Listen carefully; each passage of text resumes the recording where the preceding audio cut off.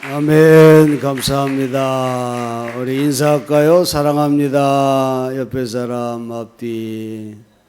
I love you more than yesterday. 사랑합니다. 오늘도 주의를 거룩하게 지키는 성도님들 위해 주님의 은혜와 평화가 넘치기를 축원합니다. 오늘 아침에는 전주에 이어서 참된 그리스도인이 가는 길에 대해서 생각하며 은혜를 나눠보려고 합니다. 그리스도인들은 예수님을 믿는 자들을 말하지요. 그러나 오늘 진짜 그리스도인을 만나기가 참 어려운 시대를 우리가 살고 있다 그랬습니다.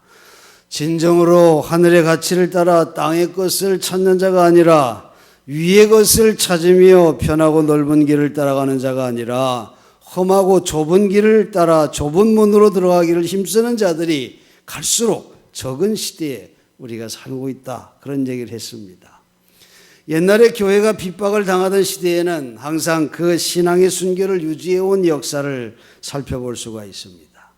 우리나라만 해도 일제시대에 신사참배를 반대하며 순교의 길을 갔던 선배들이 있었습니다. 투옥과 칼과 고문과 사형을 당하면서도 신앙을 지켰던 선배들이 있었고, 공산당들에게 예수 믿는 이유로 순교를 당했던 역사가 진짜 그리스도인과 가짜 그리스도인을 구분해 주었던 역사가 있었습니다. 그러나 핍박이 사라진 오늘날의 교회는 가짜 그리스도인들로 넘쳐나고 있다는 것입니다. 경건의 모양만 있는 가짜 그리스도인들이 교회 안에 많이 있다고 하는 것이지요.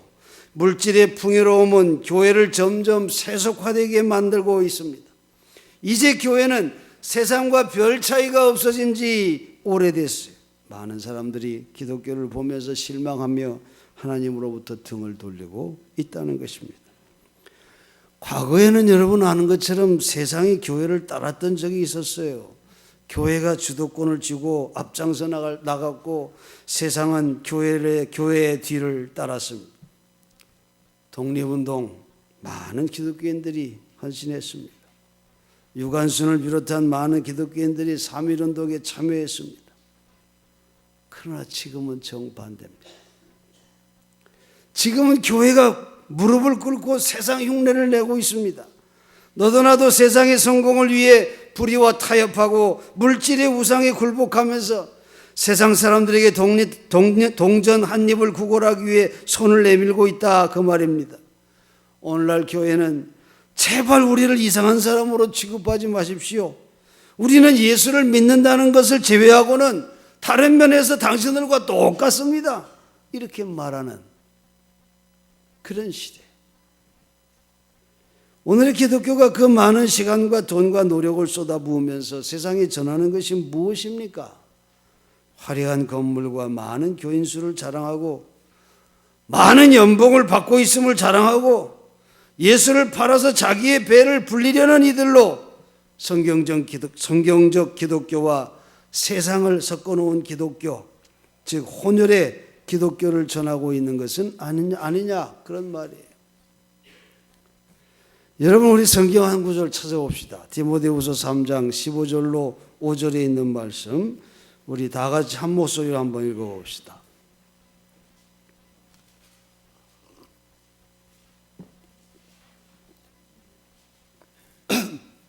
디모데후서 3장 1절로 5절 다 같이 시작. 너는 이것을 알라.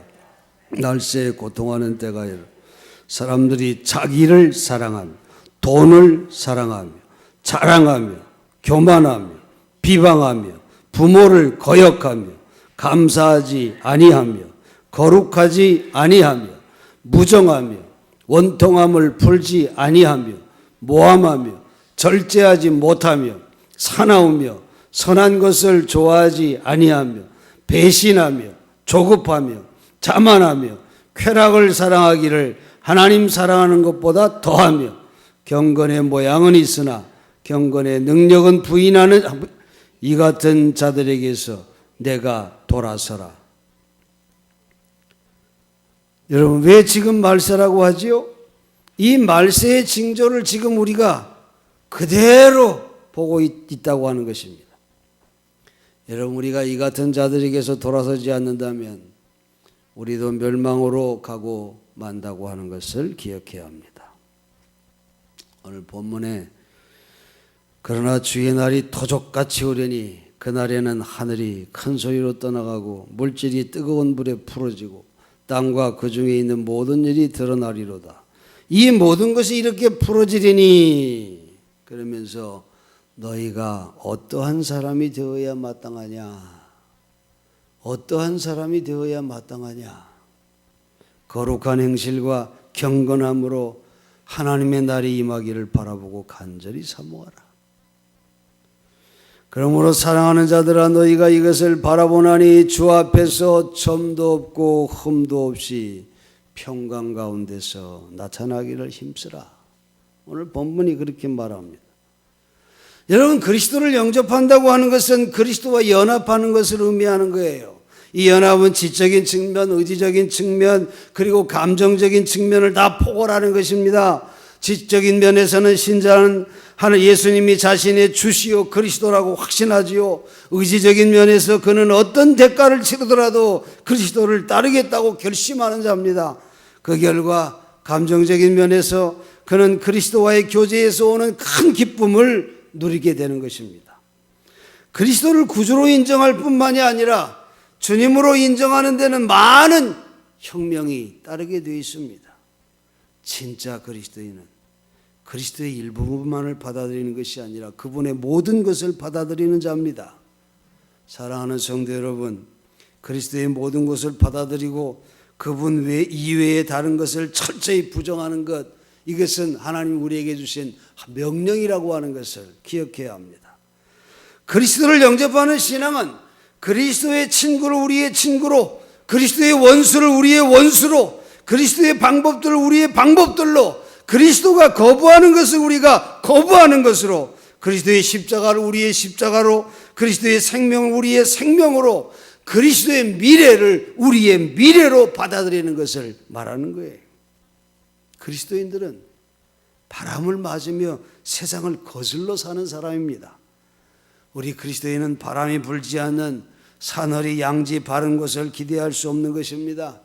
교회를 성장시키고 비신자를 구원하겠다고 하는 교회의 결의가 현대의 세일즈맨들이 사용하는 기법을 교회에 들여와 사용하는 죄를 그동안 얼마나 많이 범행해 왔습니까? 세일즈맨은 상품의 좋은 점만을 얘기하고 다른 것들에 대해서는 언급하지 않습니다. 그리고 빽빽하게 쓰여진 계약서를 우리에게 내밀지요. 특히 보험 상품들을 소개받을 때 그렇지 않습니까? 리스크가 있는 부분은 자세하게 설명해 주지 않습니다. 이처럼 교회도 그리스도를 영접하기만 하면 그분이 마음의 평안도 주시고 문제들을 다 해결해 주시고 사업이 번창하게 해주시고 언제나 행복하게 해주실 것이라고 말하지요. 물론 틀린 말은 아닙니다. 그런데 문제는 이런 말만 믿고 교회에 나온 사람들에게 첫 찬바람이 몰아치면, 다시 말해서 그리스도를 믿는 믿음으로 인해 생기는 시련이나 어려움 등이 오면은 어찌할 바를 몰라서 무엇이 잘못되었는지, 내가 종교를 잘못 택한 것은 아닌가? 여기저기 카운슬러를 찾고 점쟁이를 찾아 묻습니다. 또 자기를 인도한 교회에게도 묻기도 하죠. 그런데 여러분, 안타깝게도 무엇을 어떻게 말해야 줘야 할지 아무도 알지 못한다는 것입니다.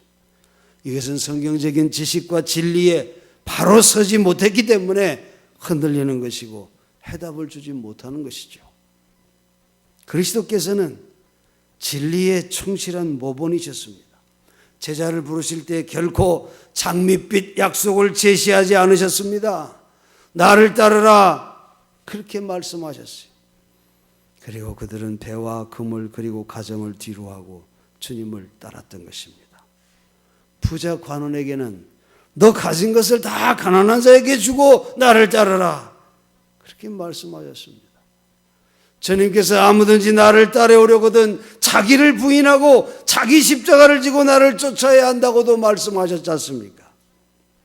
사랑하는 성도 여러분, 솜사탕처럼 달콤한 복음을 제시하면서 사늘이 양지 바른 곳을 약속하는 것은 사람들을 잔인하게 속이는 것임을 우리는 알아야 합니다. 소위 쌀 그리스도인이라고 하는 말이 있어요. 그 뜻은 물질적 이익을 위해서 기독교를 받아들이는 사람들을 가리키는 말입니다. 복음을 제시할 때 그리스도의 제자가 되기 위해서 치러야 할 대가를 제대로 알려주지 않기 때문에 교회들 안에 많은 쌀 그리스도인이 양산되어 가고 있다는 것입니다. 주님께서 당신의 제자가 되겠다고 하는 사람들에게 뭘 약속하셨어요? 주님은 죄사함을, 내적인 청결함을, 하나님과의 화평을, 영생을, 성령을 선물로 받는 것, 유혹을 극복하고 세상을 이길 수 있는 능력, 부활, 영화롭게 되는 것, 하나님과 영원히 거할 수 있는 처소 등 이런 것을 우리에게 약속하셨는데 이것들은 다 땅의 것들이 아닙니다. 물질의 것들이 아닙니다. 그것은 위의 것, 영적인 축복들인 것입니다. 진짜 신앙을 가진 사람은 그리스도의 승리를 믿기 때문에 그 승리에 참여하기 위하여 어떤 고난도 마다하지 않습니다. 반면에 가짜 신앙을 가진 사람에게는 바람이 싫고 사늘이 양지바른 곳이 좋다고 하는 그런 거짓된 신념만이 있을 뿐입니다. 여러분, 누가 진정 복 있는 자일까요? 이스라엘 초대왕이 사울왕입니까? 기름진 들판을 택해 소돔과 고모라로 간 아브라함의 조카 롯입니까? 애굽의 바로왕이 복 있는 자입니까? 거지 나사로를 돌아보지 않고 부족한 창고를 자꾸자꾸 넓히면서 호화호식하고 있는 어리석은 부자가 복 있는 자입니까? 물질이 많아 근심하여 돌아간 부자 관원이 그가 하얀 복 있는 자입니까? 여러분, 믿음의 조상 아브라함은 거부였지만 그는 물질을 추구하지 않았습니다. 그는 하나님의 뜻을 따라 살았습니다. 모세는 바로의 공주 아들이었지만 왕궁을 버리고 동족들과 함께 고난받기를 선택했어요. 꿈의 사람 요셉은 하나님 주신 꿈을 버리지 않고 고난 가운데도 옥중에서도 하나님 사람의 향기를 간직하며 이스라엘을 기근에서 살리는 예수의 모형이 된 그런 사람입니다. 포로가 되어서 이방 나라에 살면서도 하나님 경외하는 믿음을 잃지 않았던 다니엘이나 성군 다윗왕, 그리고 예수를 만나 구원받은 삭개오, 여러분 삭개오 보세요. 그는 토색한 것에 4배를 갚고 자기 재산의 절반을 가난한 자에게 나누어 주었습니다. 주님의 제자됨의 대가를 기꺼이 치렀던 주님의 제자들 보세요. 사도 바울, 그를 돕던 동역자들. 여러분, 과연 누가 복 있는 자입니까? 이들은 세상의 비웃음과 따돌림을 두려워하지 않았습니다. 세상과 타협하며 미지근하게 살지 않았어요. 소망 화장품 창업주인 강석창 회장은 20년간 100억을 기부한 사람입니다. 그는 작은 화장품 회사에서 10년간 영업사원으로 일하다가 1992년 창업을 했습니다. 이 사람이 창업의 이유가 기부를 많이 하기 위해서 회사를 창업했다는 거예요. 그는 매출의 2%를, 때로는 이익의 30%를 기아대책이나 월드비전 같은 구호단체에 기부해 왔습니다. 꽃을 든 남자 화장품 브랜드를 만든 이 강 회장은 중절로 자수성가한 인물입니다. 현재 그의 재산은 수백억 원대에 이른다고 합니다. 그는 말합니다. 돈을 더 벌면 매출의 5%까지 기부를 늘리고 싶고 훗날 사업에서 손을 떼는 순간 내 재산의 99%를 기부할 것입니다. 1%만 남겨놓고 99%를 기부하겠다는 것입니다. 그는 말합니다. 제게 꿈이 있습니다. 1조를 벌어서 9,900억 원을 기부하는 겁니다. 그렇게 말합니다. 기자가 왜 기부합니까? 그렇게 묻자 대답하기를 돈은 잠시 맡아 보관하는 것이지 내 것이 아니기 때문입니다. 이렇게 말합니다. 기자가 또 말합니다. 기부할 때 그 돈 아깝다는 생각 들지 않았습니까? 하고 물으니까 그가 대답하기를 골프 치러 가는 사람이 골프 치는 돈 아깝다고 합니까? 기부는 저한테 골프와도 같은 것입니다. 그저 즐겁고 보람찹니다. 여러분, 사람이 어떤 가치관을 갖고 사느냐, 그것이 그 사람의 삶을 결정하는 것을 우리가 알 수 있습니다. 사랑하는 성도 여러분, 복 있는 사람은 행복을 추구하는 사람이 아니라 거룩을 열망하는 사람임을 우리가 기억해야 합니다. 진짜 그리스도인들은 거룩해지기를 바라는 욕구들로 삶의 동기를 부여하고 자기의 삶을 통제할 만큼 강력한 것입니다. 그런 이는 기쁜 일이 생겨도 교만해지지 않을 정도로 성숙했을 때 비로소 하나님이 우리에게 기쁨을 부어주신다고 하는 것을 잘 알고 있는 사람이에요. 어떻게 하면 거룩할 수 있는지를 배우기 위해서가 아니라 그저 종교를 즐기기 위해서 교회에 오는 사람이라면 그는 다 가짜 그리스도인인 것입니다. 또한 그는 하나님의 영광에 대한 갈망이 있는 사람이지요. 이 세상에서 스스로 고난과 수치를 당하면서까지 하나님의 영광을 위해 노력하는 사람, 그가 진짜 그리스도인인 것입니다. 그는 모든 것을 하나님의 관점에서 봐요. 모든 것을 하나님의 저울로 달아보고 외모를 보지도 않고 속사람을 보시는 그런 하나님을 본받아 진리의 본질을 추구하는 가치를 향해 사는 사람입니다. 가짜 그리스도인은 육적인 사람을 말하지요. 본질을 보지 못하고 그는 겉모습만 보기 때문에 어떤 때는 그에 따라 우쭐하기도 하고 또 어떤 때는 또 낙심하기도 합니다.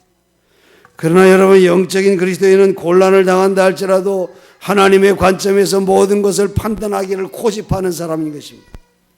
신령한 사람의 특징은 옳게 사는 것을 택하는 데 있어요. 세상에 대해 초연한 자세를 취할 줄 압니다. 그는 이 땅에 집착하지 않고 오히려 남은 인생을 가치 있게 살고 의로운 삶을 살기를 원하는 자라는 거예요. 그는 하나님께 자기의 여생을 다 맡긴 자입니다. 그리고 진정 마음의 평안을 누리며 사는 자를 말합니다. 성령이 충만한 그리스도인의 또 다른 특징은 다른 사람이 발전할 수 있도록 자신을 기꺼이 희생하는 데 있어요. 사랑은 나의 유익을 구하는 것이 아니라 다른 사람의 유익을 구하는 것이라고 성경은 말합니다. 그의 마음에는 시기심이 없다 그랬어요. 사촌이 땅을 사면 배 아파하는 것이 아니라 오히려 기뻐해 주는 사람. 이것이 하나님의 뜻이요, 지상의 천국, 이 땅에 하나님의 뜻을 이루어가는 그런 삶의 길인 것입니다. 그는 언제나 자기를 낮추고 형제를 높이는 자입니다. 그리고 영적인 사람은 흘러가는 시간인 크로노스의 관점에서 살지 않습니다. 그는 영혼의 관점에서 언제나 역사하시는 하나님의 손길을 느낄 수 있는 카이로스의 삶을 살아가는 자들을 말합니다. 이런 사람은 유명한 사람이 되기보다는 유용한 사람이 되려고 하는 자입니다. 섬김을 받기보다는 섬기는 사람이 되기를 원하는 자예요. 실로 진짜 그리스도인이 가는 길은 성령님의 활동에 의해서 이루어지는 것임을 우리가 기억해야 돼요. 그러므로 언제나 성령 충만 받기를 힘쓰는 자들이 되어야 하는 것입니다. 성령은 사모하는 자에게 주어집니다. 우리의 인격을 늘 깨끗하게 유지하기를 힘쓰는 자에게 성령이 함께하는 것입니다. 성령의 역사는 추상적이거나 공상적인 것이 아니에요. 성령의 활동과 역사에 대한 구체적인 설명은 바로 말씀에 다 기록되어 있습니다. 성경에서 우리는 그 성령의 활동을 알 수 있는 것입니다. 사랑하는 성도 여러분, 진짜 그리스도인이 가는 길을 걷기 원하십니까? 거룩한 행실과 경건함으로 언제 내가 하나님 앞에 설지, 언제 하나님의 날이 우리에게 임할지 모르기에 날마다 깨어 간절히 사모하며 그렇게 사는 자, 그럴 때 성령의 도우심으로 주님 앞에 서는 날 점도 없고 흠도 없이 평강 가운데서 나타나게 된다고 하는 이 사실을 여러분 오늘 기억하시고 진짜 그리스도인으로 정말 복 있는 삶, 복 있는 성도들이 되시기를 주의 이름으로 간절히 축원합니다. 기도하겠습니다.